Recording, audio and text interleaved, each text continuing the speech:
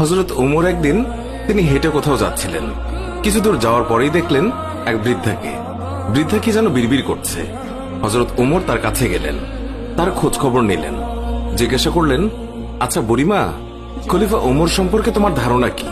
বুড়ি হযরত ওমরকে আগে কখনো দেখেনি, তাই তাকে সে চিনতে পারেনি। বুড়ি হযরত ওমরের কথা শুনে কিছুটা বিরক্ত হলো, বলল, ওমর টোমর দিয়ে আমি কি করব?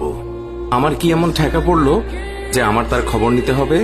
নিজের চিন্তায় পাচ্ছি না। বুড়ির কথায় ছিল রাগ আর অসন্তোষের ছাপ। হযরত ওমর আবার তাকে জিজ্ঞাসা করলেন, বুড়িমা, ওমরের উপর তোমার এত রাগ কেন? বুড়ি চেঁচিয়ে জবাব দেয়, রাগ হবে না কেন? এই যে সে খলিফা হয়েছে, তো আমায় কি একটা পয়সাও দিয়েছে? নাকি কোনোদিন আমার খোঁজ খবর নিয়েছে যে আমি কি হালতে আছি? ও মানুষ না। হযরত ওমর বুড়ির কথা শুনে বড়ই চিন্তিত হলেন। ঠিকই তো, আমি তো তার তেমন খোঁজ খবর নিতে পারিনি। তিনি কিছুটা নরম হয়ে বুড়িকে আবার জিজ্ঞাসা করলেন, আচ্ছা, তুমি কি অবস্থায় আছো ওমর কি করে জানবে? তুমি গিয়ে ওমরকে সব জানিয়ে আসলেই তো পারতে। বুড়ি জবাব দেয়, কেন? আমি জানাতে যাব কেন? ওমরই তো আমিরুল মুমিনিন, সেই তো সবার খোঁজ খবর নেবে, আর এই জন্যই রাষ্ট্রের দায়িত্ব গ্রহণ করেছে। রুক্ষ ভাষায় বৃদ্ধা জবাব দিল। হযরত ওমর শান্তভাবে আবারও বললেন, আচ্ছা, ওমর খলিফা হওয়ার পর তুমি যে কষ্ট পেয়েছো, সেই কষ্টের বিনিময়ে তুমি কত টাকা